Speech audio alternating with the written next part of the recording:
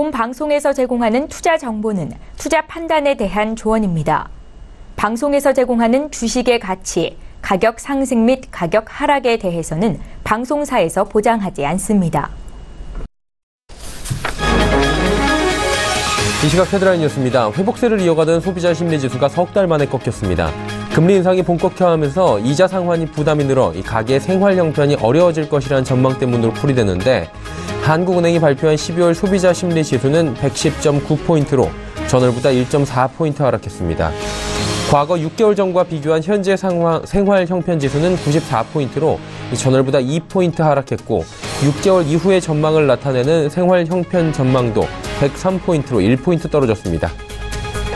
코트라는 내년 1분기 수출 선행지수가 58.5로 집계됐다고 밝혔고 이는 전분기 대비 1.2포인트 하락한 것으로 수출 증가율이 둔화된 것을 의미합니다. 하지만 모든 지역별 수출 전망지수가 기준치를 상회하고 수입국 경기 전망지수도 2013년 3분기 이후 가장 높은 수치를 기록하는 등 수출 호조세가 이어질 것이라고 코트라는 전망했습니다. 전남 영암과 고흥에 있는 오리 농장에서 조류 인플루엔자 AI가 잇따라 검출됐습니다. 농림축산식품부는 어제 오전 전남 영암군 소재 씨오리 농장에서 산란율 저하와 폐사 등 AI 의심 신고가 들어와 검사했더니 H5형 AI 항원이 검출됐다고 밝혔습니다. 해당 농장은 지난 10일 고병원성 AI가 발생한 농장으로부터 약 8km 떨어진 방역대 안에 있었으며 이동 통제가 이뤄지고 있었습니다.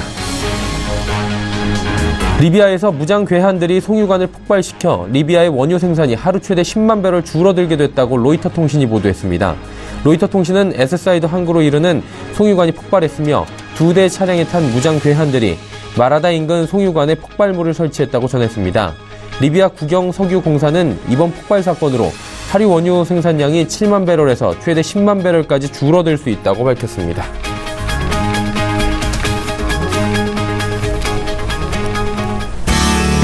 시청자 여러분 안녕하십니까. 오늘장 내일장 1부 출발하도록 하겠습니다. 서정덕입니다. 배당락일입니다. 그리고 올해 한 해 거래일을 오늘 내일 딱 이틀만을 남겨두고 있는 상황인데 코스피와 코스닥 엇박자를 내고 있습니다. 코스피는 지지부진한 흐름을 보이는 가운데 보합권 수준을 약보합권 수준을 여전히 이어가고 있고요. 코스닥 지수는 점정 상승폭 키워가면서 지금 2.8%대의 상승을 보여주고 있습니다. 폭발적입니다.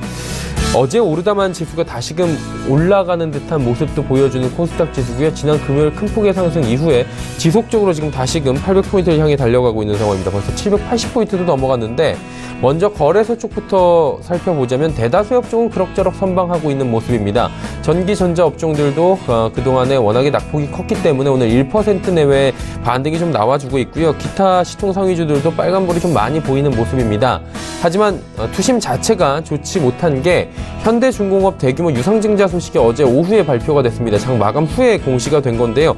지금도 실시간 검색어 1, 2위로 왔다 갔다 거리고 어제 저녁 8시, 9시경부터 해서 계속해서 관심을 받고 있습니다. 악재죠. 조선업종 자체의 하락을 가져오고 있는 상황인데 이전에 삼성중공업의 대규모 적자 전환 그리고 유상증자로 인한 자금 조달 소식들이 들어오면서 삼성중공업 같은 경우에도 2거래일 연속 하한가 부근까지 내려갔고요. 오늘도 하락하는 모습입니다. 그리고 업황에서 1위 섹터를 차지하고 있는 현대중공업도 적재에 이은 대규모 유상증자 1조 원이 넘습니다.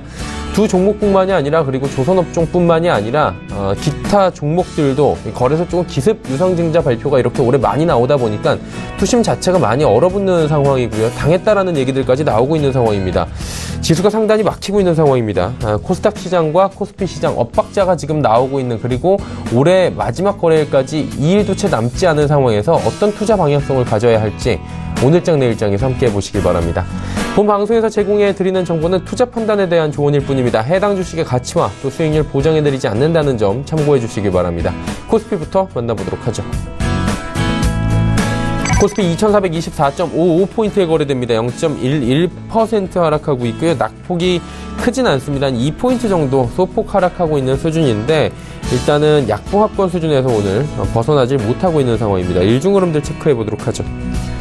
일중으로 보시면 사실 장 초반에 굉장히 2410포인트대 초반까지 밀렸다가 보합권 수준까지 2425포인트 올라왔습니다. 그리고 지금도 보합권 수준에서 오늘의 고점 부근에서 움직이긴 하는데 코스피 시장은 이렇다 할 호재를 찾지 못한 가운데 지지부진한 흐름 이어가고 있고요. 조선업황의 쇼크로 인해서 투심 자체가 굉장히 좋지 못한 상황입니다. 수급 주체 만나보도록 하죠. 오늘 개인이 오랜만에 매수합니다. 어제까지 대량 매도가 좀 나왔고요. 배당락 이래 오히려 개인들은 다시 매수에 나서고 있는 모습입니다. 4,295억 원 사고요. 기관 외국인 팝니다. 기관은 3,708억 원, 이번 주 들어서 처음으로 기관을 팔고 있고요. 매도가 좀 많이 나옵니다. 금융투자, 연기금 쪽에서 나오고 투시는 오히려 삽니다. 외국인은 820억 원 지금 매도하고 있는 상황입니다. 시가총액 상위 종목들 살펴보도록 하죠. 말씀드린 대로 빨간불이 더 많이 보입니다. 삼성전자, SK하이닉스, 현대차 모두 올라가고요. 상승폭이 크진 않습니다. 1% 내외의 상승을 가져가긴 하는데 일단은 포스코는 1.62% 하락. 업황 자체가 좀 안 좋은 섹터들이 좀 많이 보입니다. 다음 살펴보도록 하죠. 네이버는 약보합권이고요. KB금융, 삼성생명 오늘 일단은 고배당주로 알려진 은행주들 그리고 생명 관련주, 손보사, 생보사 관련된 종목들 배당락일을 맞아가지고 조금씩 빠져내려오고 있는 상황입니다. 그래도 낙폭 초반보다 많이 회복하는 모습들 보여주고 있습니다. 현대모비스 오늘도 좋은 흐름 가져가면서 오늘 장중에 27만 원도 터치를 했습니다. 11위부터 15위도 살펴보도록 하죠. 한국전력도 고배당주로 전통적으로 알려져 있는데 오늘 2%의 또 낙폭이 기록이 됩니다. 오늘 바이오주들이 좋습니다. 삼성바이오로직스 오랜만에 5%대 시원한 흐름 나오고요. 삼성물산 그동안에 낙폭이 컸습니다. 연저점이 12만 원 조금 아래 부분까지 내려가는 거 아니냐 했는데 12만 원대는 터치하면서 다시 올라옵니다. 신한지주도 지금 배당락일을 맞아서 2.85% 빠지고요. 고배당주로 알려진 통신 관련주들 SK텔레콤 역시 3.78% 비교적 큰 낙폭이 기록이 되고 있습니다. 이 외에도 S-오일, KTNG 대다수의 고배당주들은 오늘 배당락일을 맞아서 낙폭이 좀 있다라고 보시면 됩니다. 다음 살펴보도록 하죠. 이번엔 코스닥 시장입니다. 코스닥 시장은 지금 말씀드린 대로 2.9% 가까운 상승이고요. 단숨에 784포인트대까지 올라왔습니다. 상승폭이 어마어마합니다. 일중 흐름들 살펴보도록 하죠. 자, 보시다시피 우상향하는 그래프고요. 그래프의 각도가 굉장히 가파릅니다. 772포인트대부터 784포인트대까지 올라오고 있고 갭상승 출발했고요. 이후에도 지금 장 초반 대비해서도 12포인트 이상이 올라오고 있는 상황입니다. 수급 주체 만나볼까요? 외국인이 오늘도 삽니다. 그리고 기관이 오늘 양시장 모두 팔고 있는 상황인데 코스닥 시장에서 금융투자 쪽에서 어제까지 강하게 매수하던 금융투자가 1298억 원 팔고 있습니다. 투신연계금은 반대로 삽니다. 개인도 오랜만에 코스닥 시장에서 사네요. 자, 시가총액 상위 종목들 살펴볼 텐데 상승폭이 어마어마합니다. 셀트리온 헬스케어 12%, 7%, 신라젠 7%, 티슈진 8%입니다. 시가총액 1위부터 5위 종목들의 상승폭이 평균적으로 봤을 때 이 4종목만 봐도 8%, 9%가 넘어가는 수준이다 보니 코스닥 일단 지수 자체가 움직이기에는 좋은 조건을 갖췄습니다. CJENM만이 소폭 하락하고 있는 모습입니다. 다음 6위부터 10위 종목들입니다. 여기도 상승폭 큰 종목 많은데요. 펄어비스와 바이로메드 7%, 6%대 각각 상승, 슈젤도 2.31% 올라갑니다. 다만 로엔, 엔터 관련주들이 오늘 소폭 약세를 보이고요. 메디톡스도 약보합권 움직입니다. 11위부터 15위도 살펴보도록 하죠. 포스코캠텍, 셀트리온제약, 코미팜, 파라다이스까지 모두 올라가고요. SK모트리얼즈, 전기전자, 소재업종만 지금 1.4% 정도 소폭 하락하는 모습입니다. 원달러 환율의 흐름 짚어보도록 하겠습니다. 오늘도 하락합니다. 낙폭이 크진 않고요. 보합권 수준입니다. 60전 정도 하락하면서 원화 소폭 강세 이어갑니다. 국내 양시장 흐름 여기까지 짚어보도록 하죠.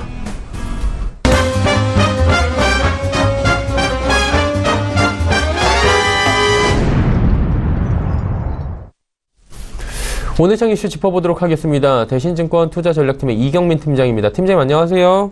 예, 안녕하십니까. 배당락일입니다. 그러다 보니까 고배당주들 당연히 매년 그래왔듯이 하락하고 있고요. 코스피 지수는 여러 가지 악재가 좀 터지면서 좋지 못한데 코스닥은 지금 굉장히 강한 흐름 열출됩니다. 거의 3% 가까운 상승인데 좀 상반된 흐름의 이유 정리 좀 해주실까요? 일단은 코스피 같은 경우는 상대적으로 배당이 크다 보니까 배당락이 그 갭이 큽니다. 거래소에서 발표한 배당락 지수를 보면은 이론적으로 코스피는 1.44% 하락해도 배당을 감안한 지수이기 때문에 하락이 아니다라는 발표를 했고요. 코스닥 같은 경우는 0.4% 정도 배당락 지수가 나왔습니다. 그러다 보니까 상대적으로 코스닥이 강한 듯해 보이지만 배당을 감안한 지수들을 봤을 때는 코스피 또한 굉장히 강한, 상대적으로 강한 흐름을 보이고 있다라고 볼 수 있겠습니다. 그런 가운데 오늘 코스닥이 왜 이렇게 강한지를 보면은 그동안 배당락 이전까지만 하더라도 개인 투자자들이 매물이 대거 출회되면서 배당락 전후로 된 그런 대주주 요건 강화, 세율 인상에 대한 부담에 굉장히 많이 시달렸습니다. 그렇다 보니까 배당락 이후 신규 매수가 유입되면서 탄력적인 상승세를 보이고 있다라고 생각을 하고요. 지금 현재 시점에서의 반등 탄력은 아마도 1월까지도 이어질 가능성이 높지 않나라는 생각을 하고 있습니다.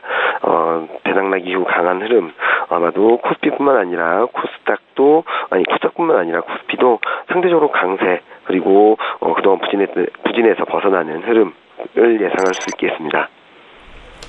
지난주에 팀장님께서 1월 되면은 좀 괜찮아질 것이다. 특히나 코스닥 시장 안정될 것이고 앞으로 점차 비중 확대 유효한 시점이다 말씀해 주셨는데 지금도 그 시점은 유효합니까? 비중 확대 괜찮습니까? 지금도? 지금 현재 시점에서 본다고 하더라도 비중 확대는 유효합니다. 12월 내내 좀 조정을 받아왔고 그게 기간 조정뿐만 아니라 가격 조정 측면에서도 일정 부분 특징을 보였다는 점에 있어서 그리고 무엇보다도 최근 코스닥의 이익 전망치가 상향 조정되면서 밸류에이션 부담도 많이 덜어냈다는 부분들을 좀 주목해서 보셔야 될 것 같고요. 다만 어떤 걸 사야 되느냐라는 부분들을 생각해봐야 되겠습니다. 시장의 중심에는 IT, 정책 관련주, 중국 소비주가 자리 잡고 있는데요. 앞서도 말씀드렸듯이 코스피와 코스닥이 같이 강한 흐름이다. 오늘을 보면 말씀드렸는데 앞으로도 코스피와 코스닥이 같이 움직일 수 있는 그런 같이 상승할 수 있는 그런 국면으로 진입할 전망이 할 가능성이 높습니다. 말씀드렸던 IT, 정책 관련주, 중국 소비주에는 제약바이오라든지 헬스케어, 호텔 레저, 화장품 이런 업종들이 대거 포진하다 보니까 코스피뿐만 아니라 코스닥 시장도 주목받을 수 있는 여건이다라고 생각을 하고 있습니다. 다만 좀 상승하는 흐름은 좀 달라질 수 있는데요. 코스피는 IT 주도의 밸류에이션 정상화가 예상되고 있고요. 코스닥은 정책 수혜주라든지 제약바이오 그리고 중국 소비주들의 이익 개선 기대감을 바탕으로 상승 추세를 이어갈 것으로 생각을 합니다. 특히 코스닥 같은 경우는 1월 효과 매년 1월, 2월, 3월에는 코스피보다 상대적으로 강한 흐름들을 보였는데 그런 측면에서 코스피보다는 좀 더 탄력적인 상승을 이어갈 수 있을 것으로 전망을 하고 있습니다. 자, 말씀해 주신 측면을 고려해서 대응 전략 가져가야 될 텐데 올해 거래일도 오늘 1시간 정도밖에 남지 않았고요. 내일 하루 남았습니다. 어떤 전략들 필요할까요? 일단은 지금 급반등을 한다고 해서 추격 매수하기보다는 어제처럼 이렇게 단기 등락을 활용한 비중 확대를 말씀을 드리고 싶고요. 여러 종목을 넓히기보다는 좀 슬림화해야 될 필요가 있을 것 같습니다. 글로벌 유동성 증가 속도 또한 좀 둔화되는 가운데 최근 들어서 실적에 대한 기대 심리가 유입되고 있다는 점, 4분기 실적 불확실성보다는 내년 그리고 2018년 1, 4분기 실적 기대감이 유입될 경우에는 좀 탄력적으로 움직일 수 있다는 점들을 좀 염두에 두시면 좋을 것 같고요. IT, 정책 수혜주, 중국 소비주를 중심으로 좀 실적 가시성이 높고 시장을 이끌어갈 수 있는 대표주들 중심으로 비중을 늘려가신다면 아마도 내년 상반기, 짧게는 1, 4분기 내에 굉장히 좋은 수익을 거둘 수 있는 전략이 되지 않을까라는 생각을 하고 있습니다. 네, 알겠습니다. IT 정책 수혜주나 중국 소비주들 짧게 한번 내년 전반기까지 1분기까지 가져가 보자라고 제안해 주셨습니다. 오늘 말씀 잘 들었습니다. 네, 감사합니다. 대신증권 투자전략팀의 이경민 팀장이었고요. 이슈 칼럼 이어집니다.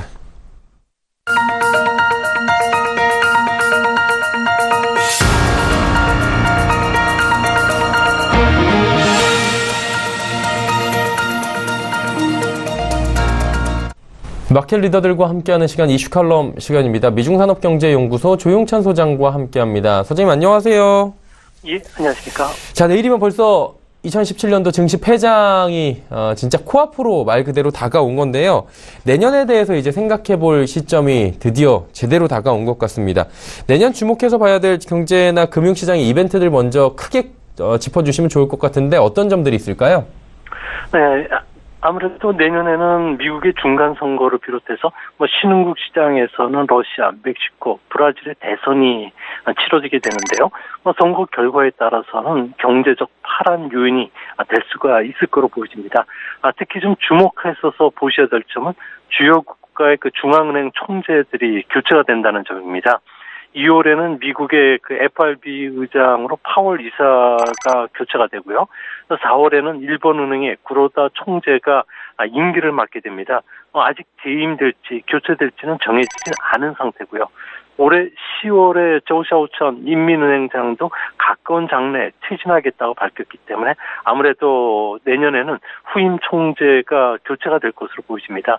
이에도 22 드라기 총재 같은 경우에는 2019년에 임기가 마치지만 벌써 유로 국가 간에는 이해 조정을 위한 물밑 작업이 활발히 전개되고 있는데요. 왜 제가 중앙은행 총재에 대해서 이야기를 드렸는가 하니 과거 FRB 의장의 교체 때 추이를 보면 1년 이내 중대한 정치나 경제적 이벤트로 인해서 주가가 어김없이 폭락했던 사례들이 있기 때문에 그렇습니다. 폴 보커 연준 의장이 취임했던 직후인 79년 10월에는 뉴욕 증시가 10% 이상 폭락했고요. 앨런 그리스펀이 취임했던 2개월 뒤에는 뉴욕 증시가 20% 이상 폭락을 했습니다. 벤 버냉키뿐만 아니라 앨런 의장이 취임한 뒤에도 금융정책 정상화를 놓고서 주가가 크게 흔들렸다는 점도 아무래도 이번에도 재현되지 않을까 보여지는데요. 이같이 보는 근거는 글로벌 마켓의 그 변동성 지수가 현재 1.6%로 역사적 저점 수준까지 내려와 있는데요. 과거 경험상 지지선이 2를 깨고서 지속이 됐을 경우에는 변동성이 향후에 급상승한다는 점을 비춰봤을 경우에 만일의 사태에 대비해서 자산 시장의 리스크 관리가 내년도에는 가장 중요한 이슈가 되지 않을까 보여집니다. 미국 쪽 말씀을 해 주셨습니다. 미국 쪽 조금만 더 여쭤보면 올 한 해 미국 증시 생각보다 더 많이 올랐다라는 이야기들이 있더라고요. 사상 최고치 흐름 계속해서 경신하는 추세를 가지고 가는데 내년도의 전망에 대해서는 좀 엇갈린 추세들이 많이 나옵니다. S&P 너무 많이 올랐다 이런 얘기들도 나오고 있는데 미국을 비롯한 글로벌 증시에 대해서는 내년도에도 좀 낙관적으로 우리가 봐도 될지 아니면 이제는 조금 경계를 가져야 될지 이 부분도 짚어봐야 될 것 같은데 소장님 어떻게 보십니까? 네, 지금 발표되는 내년도의 그 아이비들의 그 전망 보고서를 보면 낙관론이 여전히 우세합니다. 팔지 말고 장기간 보유하라는 추천이 상당히 많은데요. 내년에도 이런 분위기 속, 특히 저금리 속에 실적 호전이 계속되고 있다는 점은 증시가 계속 그 상승 흐름을 타겠지만 중간중간에 그 주가 조정 국면에 빠질 돌발 악재가 많은 만큼 아무래도 분산 투자 원칙은 꼭 지키셔야 되지 않을까 보입니다. 주가가 클라이막스에 다가왔다는 신호들은 여기저기서 나오고 있는데요. 다우지수가 22,000에서 23,000포인트에 도달하는 시간이 51일 걸렸지만 23,000에서 24,000까지는 불과 31일 그리고 그 후 13일 만에 24,879포인트까지 뛰어올랐기 때문에 상승 속도가 너무 빠르다는 겁니다. 과거 주가 고점에서는 이번은 거품이 아니다. 또 세계의 경제 패러다임이 바꿨다는 의견들이 많다는 점도 이전과 닮아 있고요. 더욱이 세계 채권 시장에서 정부 본드가 비성장 수준까지 지금 팔리고 있고요. 세계 부채 팽창이 현재는 18경원 정도가 된다고 합니다. 리먼 쇼크 이후에 40% 정도가 증가한 상황이고요. 또한 GDP 속도도 웃돌고 있습니다. 이뿐만 아니라 세계 주시장의 시가총액이 이미 80조 원을 넘어서 세계 GDP를 크게 웃돌고 있을 정도로 과열감이 강한데요. 이미 미국을 비롯한 세계 증시는 10에서 한 15% 정도 조정이 찾아와도 전혀 이상하지 않는 상황까지 지금 치닫고 있는 상황입니다. 이 때문에 앞으로 주식시장에서는 고성장주만 찾지 마시고 배당 수익률이 높은 방어적인 주식도 분산 투자에 꼭 담아두시기 바랍니다. 자, 이제 분산 투자 그리고 어느 정도의 경고성 메시지도 같이 주셨습니다. 중국 쪽도 한번 여쭤보도록 하겠습니다. 중국 관련해서는 문재인 대통령 방중 이후에 정상회담 이후에 리커창 총리 만남 이후에 다 해결되는 거 아니냐 이런 얘기들이 나왔는데 지금 약간 단체 관광에 대해서 허용을 하는 듯 마는 듯한 느낌을 좀 받고 있고요. 중국 정부의 행동에 대해서도 지금 말들이 좀 많은 상황입니다. 사드 보복 관련해서 이제 중국이 속도 조절에 들어갔다. 아직까지도 이게 뒤끝이 남은 것이다라는 얘기들이 있는데 어느 측면으로 봐야 될까요? 중국 같은 경우에 우리가. 네. 그 리커창 총리 같은 경우에는 평창 올림픽에 많은 중국 관광객을 보내겠다고 한중 정상회담에 이야기를 했는데요. 하지만 중국의 그 단체 여행객 규제가 지금 진행이 되고 있습니다. 이 때문에 낙관적으로 보는 측면은 아무래도 중국 여행사들의 그 경쟁적인 과열 증후 때문에 아무래도 정리정돈이라든지 속도 조절이 필요했다는 분석이 우세하지만 이 주장은 아마 이치에 맞지는 않은 것으로 보여집니다. 중국의 최대 해외 상품을 취급하고 있는 중국 국제 여행사 같은 경우에는 내년 1월에 한국 상품은 불과 6개에 불과하고요. 중국 전역도 아닌 2개 지역에서 한국 상품만 지금 오픈되어 있는 상태고요. 또 온라인 상에서 한국 상품은 몇 개 안 되기 때문에 아무래도 정치적인 이유로 비자 발급이라든지 상품 판매를 막는 것이 아닌가 보입니다. 아무래도 산불 인한 문제가 아직 해결되지 않는 상태에서 한국 관광이 빨리 달아오르는 데 따른 중국 정부의 거부감이 컸던 것으로 보이시는데요. 이 때문에 정치적인 민감기라고 할 수 있는 2, 3월 양해 기간 동안에는 아무래도 한국에 대한 단체 여행 관광 회복은 조금 힘들어지지 않을까 보이십니다. 일단은 중국 정부 좀 오락가락하는 행동, 뒤끝 있는 행동들이 지금 지속이 되고 있다 보니 우리 측 산업들도 영향을 많이 받고 있는 것 같아요. 특히나 여행 관광업계 같은 경우에는 지금 갈팡질팡하는 모습들을 보이는데 이런 제재가 다른 분야로 좀 확대가 돼서 이게 사드 갈등 봉합은커녕 이전으로 돌아가는 거 아니냐 이런 얘기들까지 나올 정도인데 어떻게 보십니까? 또 더 전방위적으로 확산이 될까요? 네, 그 미소 외교를 펼치겠다는 중국이 다시 강경 자세로 돌아선 것은 아무래도 미중 관계가 악화됐던 데 따른 결정적인 영향을 받은 것으로 보여지는데요.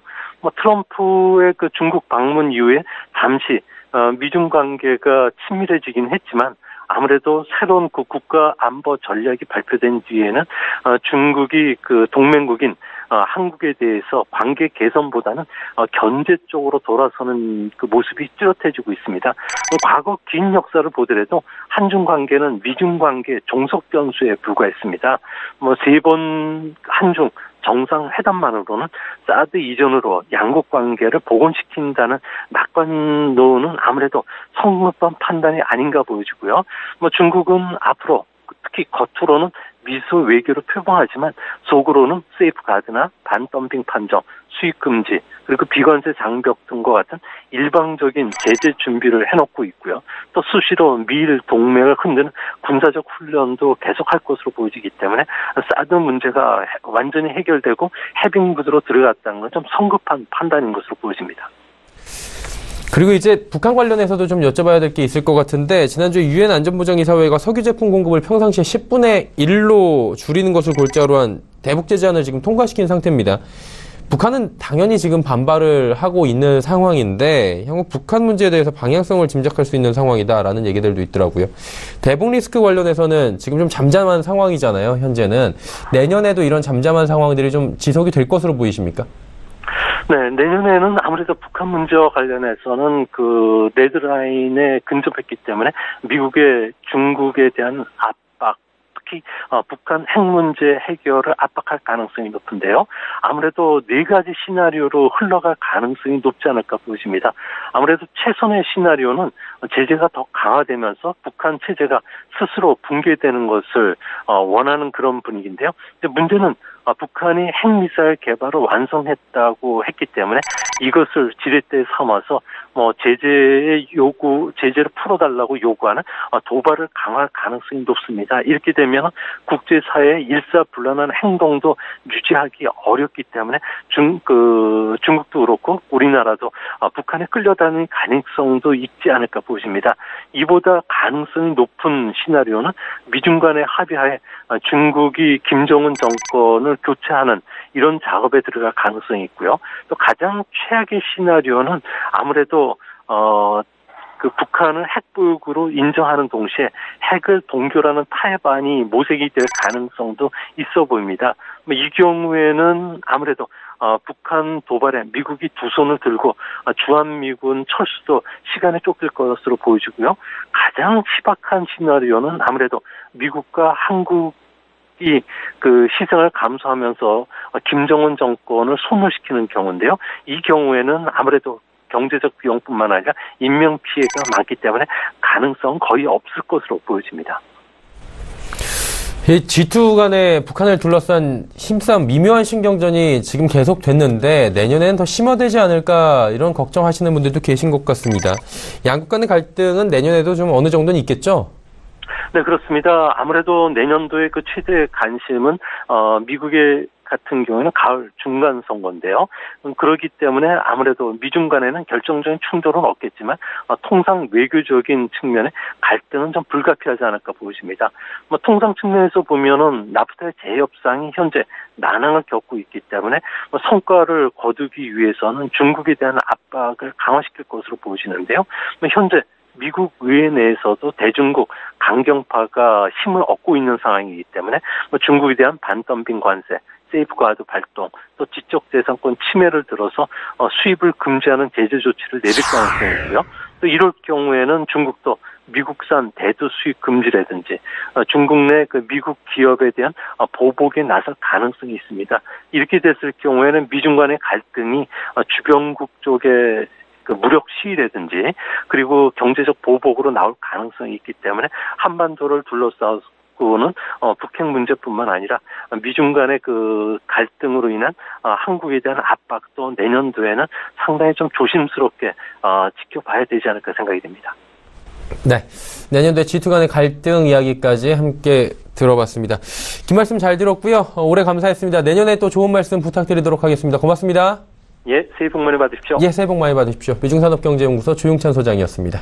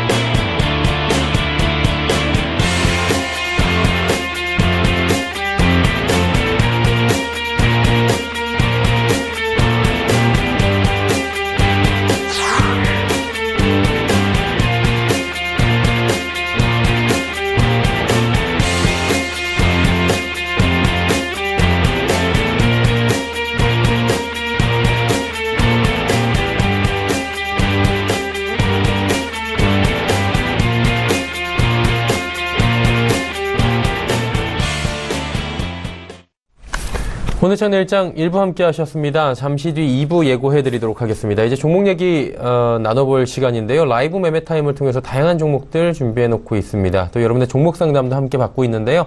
하단의 번호입니다. 100원의 정보 이용료 부과되는 샵 0082번을 통해서 궁금하신 종목들 지금부터 보내주시면 됩니다. 두 분의 전문가와 돌아올 텐데요. 3시 45분 증권트레이딩센터 최명성 소장, 하나금융투자증권 설릉금융센터의 송동현 팀장 두 분과 함께 하도록 하겠습니다. 2부에서 뵙겠습니다. 고맙습니다.